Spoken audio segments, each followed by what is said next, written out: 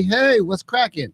Is AG the Dad, Shit Talking Sundays, fitness tip of the week. And we're here with Vince the Beast with Team Fitness Major, where every day is Shit Talking Sundays, especially if you're not worried about your health. Because if you're not worried about your health, well, you might as well get a life insurance policy, leave some money to a loved one, because life for you won't be that long. So if you need a life insurance policy, no disrespect, because it is Talking Sunday, hit in the description link. There is AG Life insurance. Click the link and you can get a free quote. But with that being said, let's get right to business with Vince the Beast with Team Fitness Major. What's going on, Vince the Beast? Hey, how you doing, AG? Hey, man, you know, brother. Yeah, man. Life is good. Kinda. I mean, you always want to look at the positive things in life, so you know. Absolutely. I like the new avatar at the top right here in the corner. The Fly, McFly. That's AG Fly, man. That's my AG Fly. What's up with you, AG Fly? You know, that's my NFT. You know, somebody want to buy that NFT and get that ball moving. You know, it's for sale. You know, and there's a whole squadron of flies. You know, we got FWA, Flies with Attitude. You know, okay. We got Easy Fly. You man, go to shittalkingsundays.com. There's a comic book down in there that you could check out. Man, if you're a new artist, new talent, and you want some publicity, man, reach out to AG the Dad. Here's my email address, and man, I'll feature you on my website, man. I'm always down to put a new talent out there in the world. So, right. But so what we gonna learn today, man? You know, I'm always anxious to learn. I'm trying to get I'm squeezing every minute every second out of you that I can of this free 90 free. You know what I'm saying? So any of y'all free, that's, man. you know, in that Free chat for room, me. chime in. If you want that, if you want that free, you know, training, or, you know, or, excuse my dogs, you know, I got Django and Hildy with me in the room. But if you want more one-on-one type stuff, then man, hit that right there, right now. That's his right on his hip. So if you want to interrupt the show, be part of the show, call that number. It's live. There's no hiding nothing we doing. So that's live. Or if you want to be a little bit more incognito, you can email him, teamfitnessmajor@gmail.com or teamfitnessmajor.com, and check out his website. All right. Absolutely. Yeah, man. Try not to melt, man. This heat. Hey, you know, that's why I'm in studio and not in the gym. I know we've been talking about meeting up, man, and we really do need to get in there. So I'm gonna put it on you. Set it up. Just let me know when you want me We to just need to appear. find a place. That's all. That's all I'm waiting on. I've had a couple people hit me up asking me about when you guys going to do the workout. So yeah, I mean, really, it's just finding the locale, and I'm there. I'm ready to go. I mean, you choose a gym. Any one of the gyms you practice at, we'll just go. You know you know what side of town I'm on, and I'm I'm down. Let's make it happen. We're not gonna talk about it no more. We're gonna be about it. We're gonna show y'all how it really make it happen. AG the dad has I'm not gonna say I'm fully recovered from my concussion, but I feel like I'm recovered enough that I'm ready to get started, man. It's time to get this dad bod on that ab circle. You know what I'm saying? Because dad bods are not supposed to be big bellies. I don't care, women. You can comment, you can email me, you can talk all the shit you want, but I'm letting you know, dad bods. Don't let people confuse you into thinking that dad bods and being out of shape is cool, because it ain't. Hell no. Once again, they just trying to take your life insurance policy, man. They just want to be the beneficiary. So live long and see if you can outlive them. If they don't want to work out, they ain't got to work out. Put a life insurance policy on them if they lazy. You know Right. what I'm saying? It sounds morbid, but hey, you know, it is what it is. But come on, man, let's get into it. What we talking about today? Hey, all right. And yeah, shout out to Miss Warriors staff. Appreciate you always. Mm-hmm. So I'm so happy that we're on today because um, every week is always a great week to talk about this stuff. But at the same time, it's so important. As we talked about last week. If you haven't listened to the show, please go back and check the past shows. Subscribe. Don't forget to subscribe, share, comment, like, do all the above. Don't pick one, two, or three. Do all of them for all the shows and past and present. Support the channel, support the show, support the host, support the guest host, support everything. Because this is all about a movement to help you overcome any of your struggles or any problems or answer any questions or that you may have. So please feel free to definitely do that. So, but without that being said, without stopping, and before we get to the thing, I really want to talk about the importance of continuing your journey, continuing your workout. Well, I talked about it last week because most people are in three different categories. Either you're still in pre-contemplation, you're thinking about it, you're thinking about it, you're thinking about it. You started going, but you don't know what to do, or you started going, you've been going for a little bit, you reached some success, and now you're plateauing. So all these are great reasons to continue going and to reach out and to get help in all these directions. So most people fall in those three categories. So I really want to emphasize to either start now or continue, and don't fall off the wagon and keep this path going.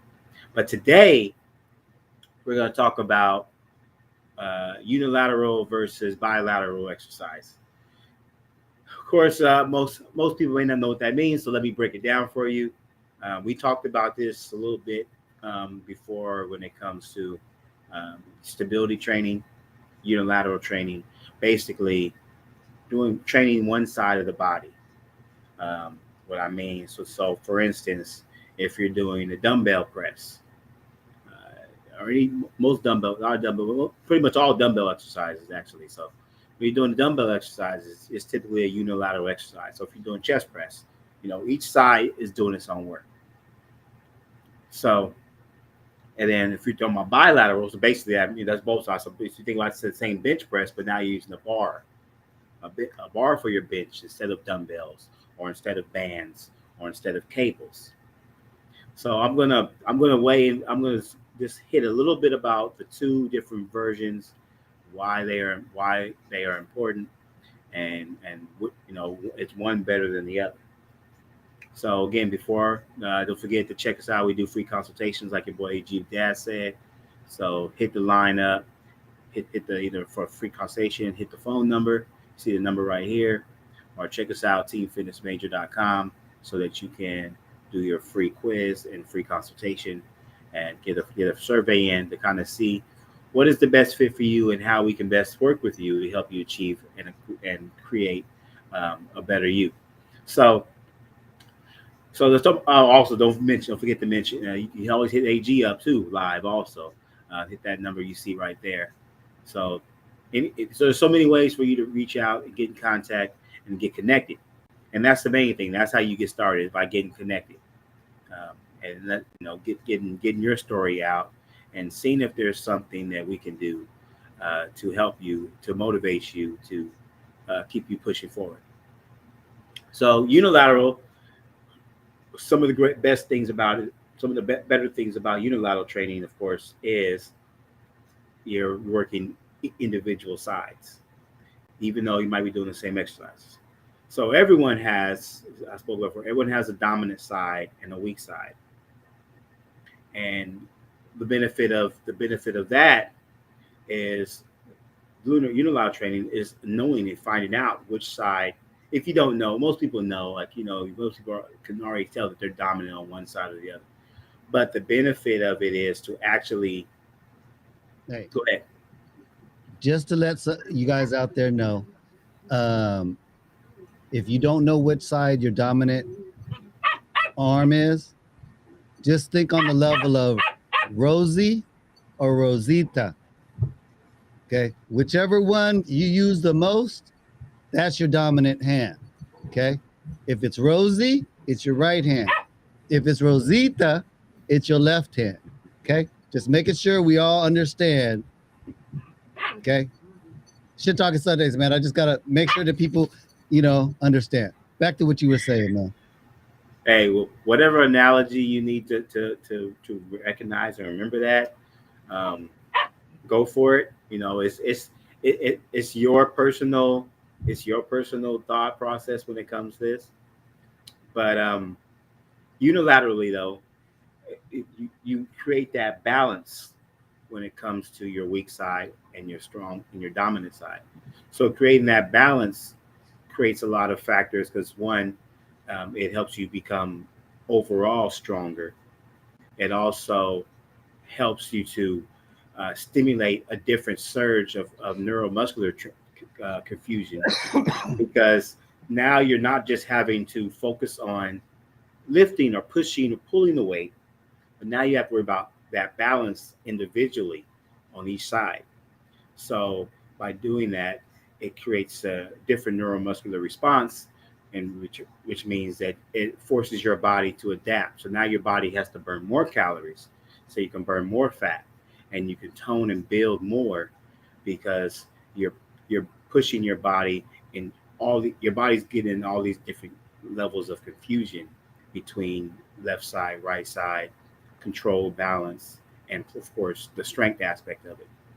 But one thing I definitely want to emphasize about unilateral training: you do not want to do different size weights. Meaning, if you're a right hand dominant and you're doing bicep curls, you don't want to grab a 30-pound dumbbell for your left side and grab a 45-pound dumbbell for your right side. I know that, your dominant side may get bored or may not feel like you're getting as much work, but it's not always about, getting sore and overexerting your whole body when it comes to unilateral training. You want to get that other side to catch up.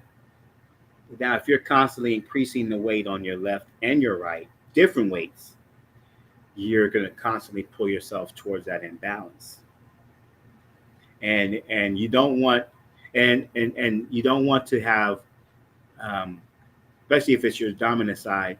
A lot of times, typically your dominant side is stronger, so you might progress faster on your dominant side.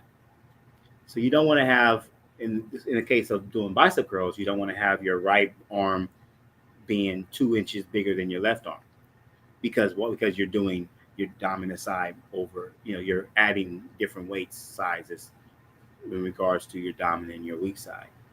So you always need to operate based on the weak side strength. So as much as you can do on the weak side, that's what you do on the strong side. And after a couple months, you will see that weaker side has caught up. May not be 100%, but it has made strides in growth to catch up and to be more like that dominant side. So you think about those that like to run, or if you think about a fighter, if you think about people that have to constantly switch and maneuver, those benefits of having that weaker side catch up is going to make a huge difference in your performance and in your whatever your goals are, and overall your abilities. You also think about it on a lesser scale for those people that may be geriatric or may be suffering from a post-injury, or just having muscular issues, to where you have to now create that dominance, that balance. So the benefits of doing that obviously is to, as you get older, to be able to still function good on both sides, head to toe. So even doing things like I said, for instance, like a leg exercise, doing single leg press, or single leg hamstring curl, or single leg extension, for those that may have blood flow issues. That's another. Or for those that may have issues with their balance, or for people that may have just start fatiguing on one side as opposed to the other. Doing unilateral training is going to help create that balance as you get older, so you don't have to worry about stepping out of the tub and slipping and falling, hurting yourself, or walking across a field or a lawn and being an unstable surface. Because now that weaker side is going to build up. Plus, it's going to create more blood flow. So, like I said, those that may have muscular issues or may have blood flow issues, getting blood down to your lower extremities can be a problem, especially if you are suffering from any post injuries or if you're overweight. So building that balance is so vitally important in that aspect. So those are some of the great benefits for that. And before we get further on, I did see a couple questions in here. So let me see. If one side of your body is weaker, arm, leg, than the other, what you work that side only and not the stronger side? Would you work that side only? No, you don't want to. I probably just hit on that. You don't want to have just one. You don't have. Conversely, you don't have one side doing all this work, and then the other side, your dominant side, you're not doing anything. Because if you do that, then the other side is going to start to become dormant, and it's going to start to get weaker. And then you might create an instance where you are having your weaker side, now your stronger side, and your other side has to catch up all over again. So That's one reason why you also don't want to do that. It's just like if you've ever had a massage and they massage one side. So say you have right shoulder pain, or you go to physical therapy and you have a right knee injury. They don't just have you work on the right knee, or they don't just massage the right shoulder. They want to massage both sides again to keep that flow and keep that balance. And one of the benefits with unilateral training is, and this is, I'm not gonna get all sciencey on you, but you can not that you transfer as far as the like strength, or I mean not as far as you transfer like how it looks or develops, but you do have a certain transfer of strength and abilities, really, and blood and neuromuscular flow from one side to the other. So only time I would say, obviously, the only time that you would do one side and not the other is if, say, you have a broken arm, so you can't use that arm, or if you have a dislocated shoulder, or of course if you like break a foot, or you injure your kneecap where you can't exercise that one side. That's the only time. But it's good to do that other side, irregardless if that's your weak or your dominant side, because it's going to help that transfer that I just mentioned. But other than that, you should always work both sides of your body. You should always work the upper and the lower parts of your body. So good question though, because I've heard that before. People have asked that before. So then it brings me to bilateral. So bilateral training is obviously, like I said, like you're doing a bench press, or if you think about you're doing a barbell back squat, or if you're doing deadlifts. I mean, it can even be leg press and all the other factors too. But just speaking on those, the benefits of that, of course, is you create overall strength. Because now you're able to lift more, or you're able to do more volume. You're able to do more work. So your volume, when I say about volume, I mean, so let me see how to break it down. So you think about when you do an exercise program, say it's leg day, right? We're going to talk about 3 basic exercises. We say you do, and on your leg day, you're going to do some deadlifts, you're going to do some squats, and you're going to do some leg press. So the volume is a combination of how many reps you do with how much weight you do. So I use me for instance. So deadlifts. Say I deadlift 3 sets of 10 reps with 225 pounds. So I'm not going to do the math today. don't even. But the math would be, you would calculate those 10 reps with the 25, 10 reps. So you're doing basically 30 repetitions with 225 pounds. And then you would also calculate that with your deadlifts, with your squats. So squats doing 245 pounds or 250 pounds. Leg press doing 500 pounds. So, and all of them are, say I'm in a hypertrophy phase. So this is 10 sets, 10 reps, 3 sets of each exercise. So now we're at 9 sets, right? And we're doing 90 reps. And then you add that in with the amount of weight that you've done overall. So you would calculate the 500, you calculate the 225, you would calculate the 250. So that would be your overall volume. So you can volume load more weight, obviously, if you're doing both sides as opposed to one side. It's just like the fingers versus the fists. What is going to have more power? What's going to create more force? You're going to create more force if you're using both legs or if you're using both arms, as opposed to one. So if if your overall goal is to build more strength and our overall size, you know, that is some of the great benefits of doing bilateral training. Plus, you're able to do more, not just weight wise, but typically you'll be able to do more as far as sets and reps because eventually you're going to fatigue. So, the benefit of having both sides doing the work is that the other side can help aid. You don't want it to crutch it. You don't want to be where once the other side completely takes over, but you're able to aid in pushing that. You're able to get a little bit extra out of that exercise because you have the stronger side helping to contribute with your weaker side. So they all have benefits. A lot of it depends on your goal.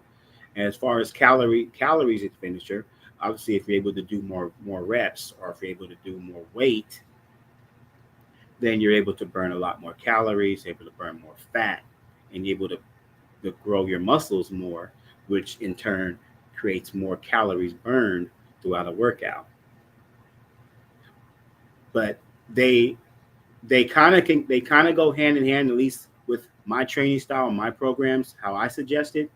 Because again, if you create a more of a balance in your strength, you're able to push more.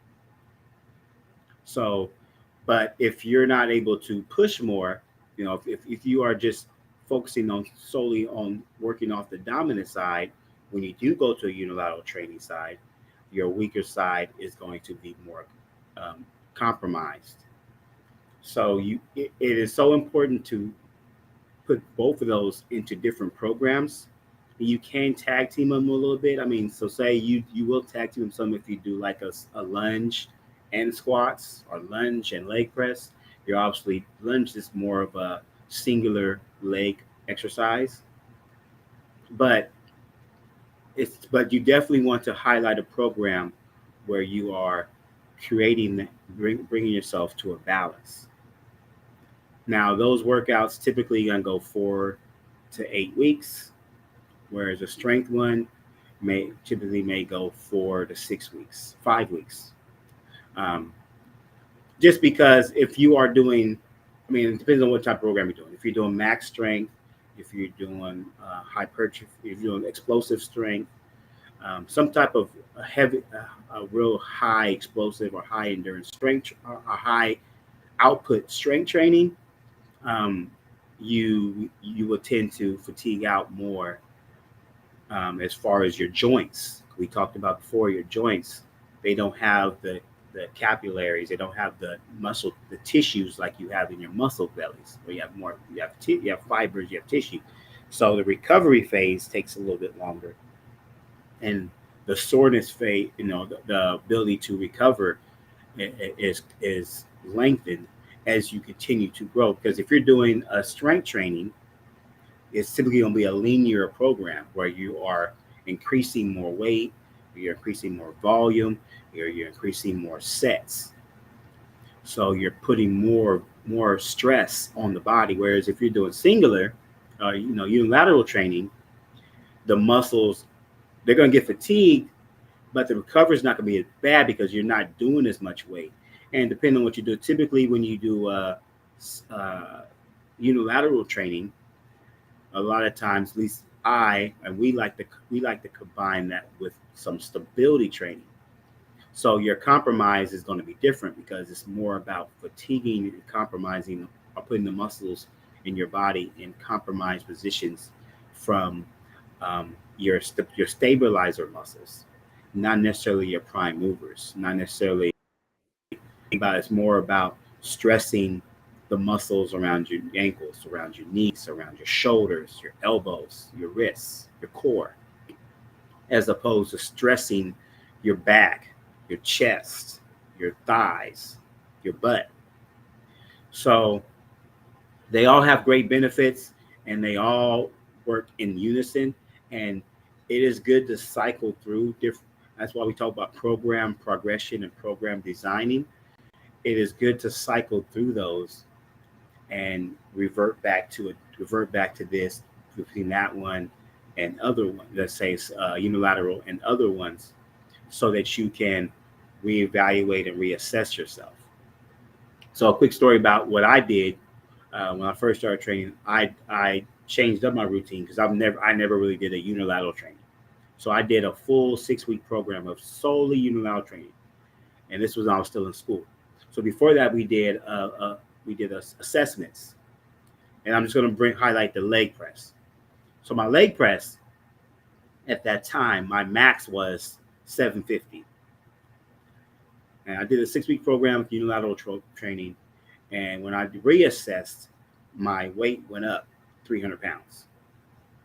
Now, of course, some of that is due to, just strengthening the muscles in general, but I've strengthened my both sides, front, back, and individually on each side.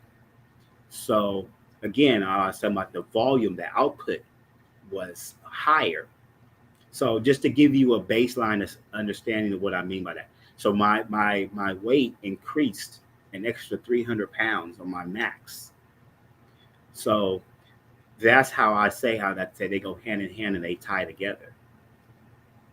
So I don't know if you ever done the unilateral training, AG, but it is definitely it is good for especially you start restarting up again.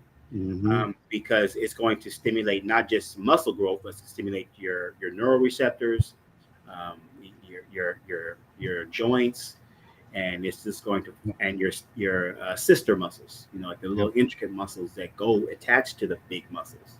Right. No, I do unilateral training all the time after every bench press. I use the cable rows, stuff like that. But hey, I'm gonna put you down now. But this is Hildy, everybody. Hey, Hildy. This is Hildy. Her and Django, Django Unchained. Uh, that's what they're from. But anyway, she's the quiet one. Huh? She's the quiet one. No, she's crazy. But we when I work out, I found that it helped immensely because you can control the weight better, not necessarily having to go real heavy.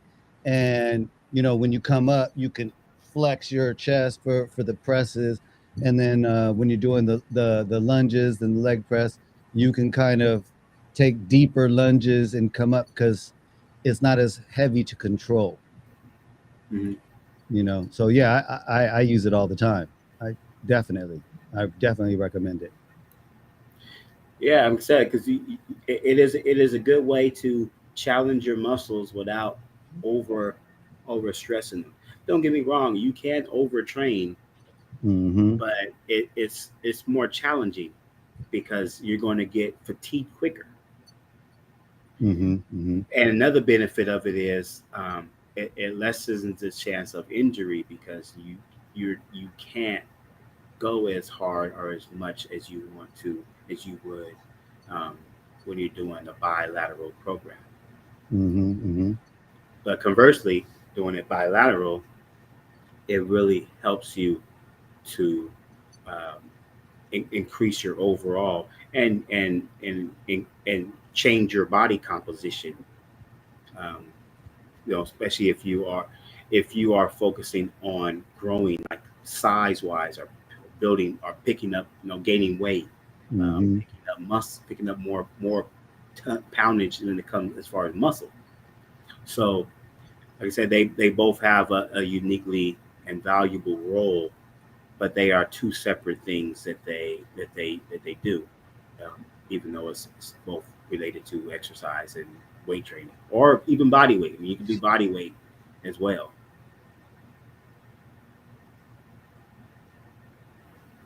Oh, what did she say? Okay, I got it. As for me, my left is behind in strength because of relapses. Should I go easier on that stronger side or same weight and reps? Another good question, and she have to check us out after. Obviously, say she had to go. So thank you again. Another great question. No, I would say.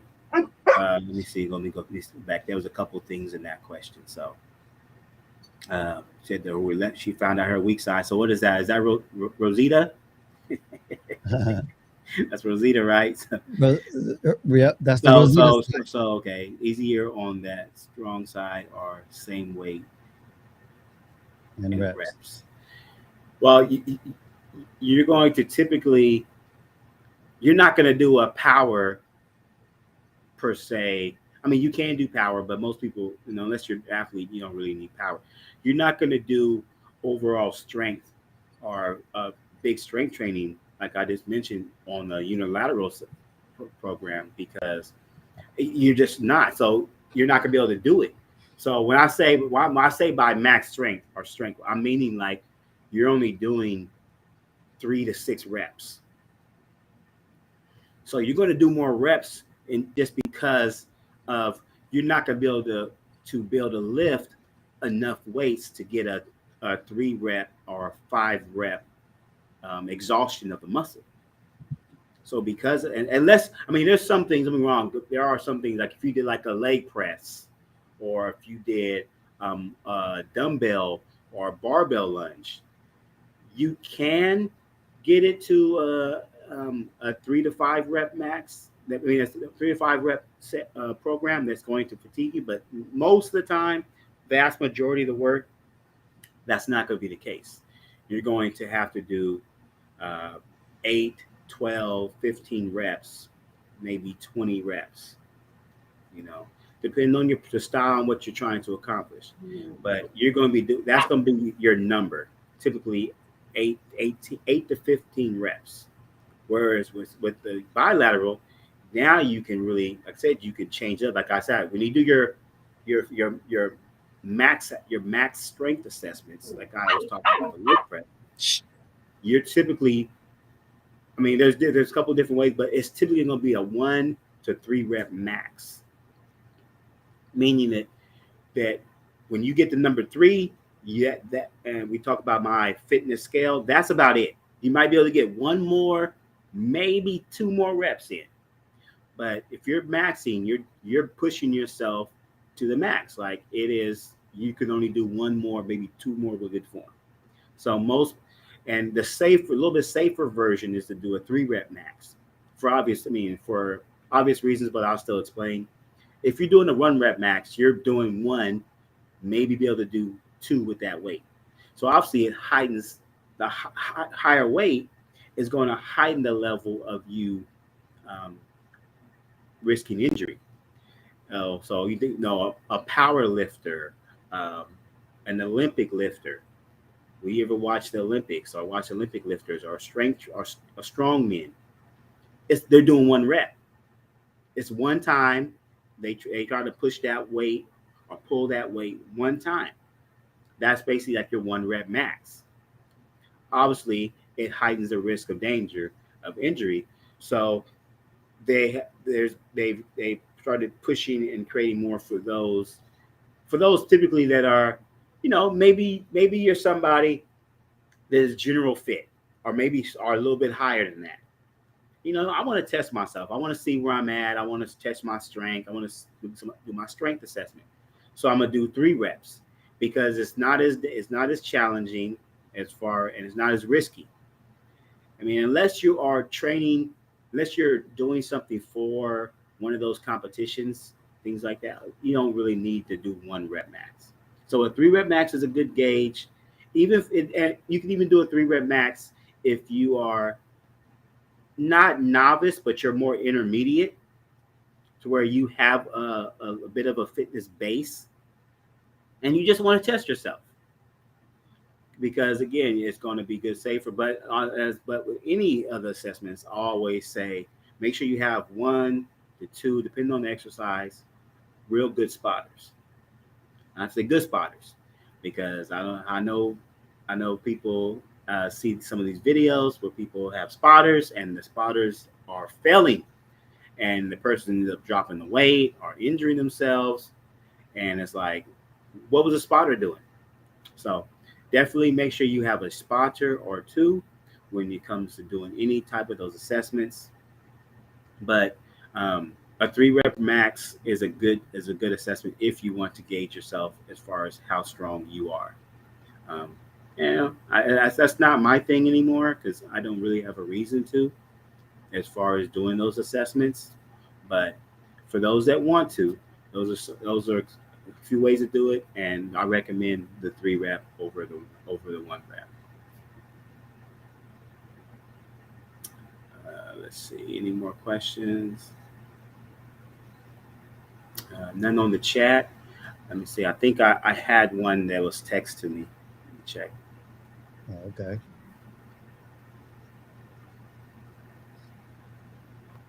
When you do, okay. Oh, this was another good question. It was if you're doing unilateral, Mm-hmm. what is better for you? Is it cables or dumbbells? Um, and I say, as most of the time, it depends. It depends on your goals. Depends on what you're trying to do. Depends on what if you're at the gym, if you're working out at home, what you have access to. There's a lot of factors that go into it. But overall, does one work better than the other? Um, a lot of it is depending on the exercise that you do, because there's some exercises that you might do where. So let me think. So one good one would be like a tricep kickback or a tricep extension. So this is a tricep extension. Um, if you're doing it like that, right?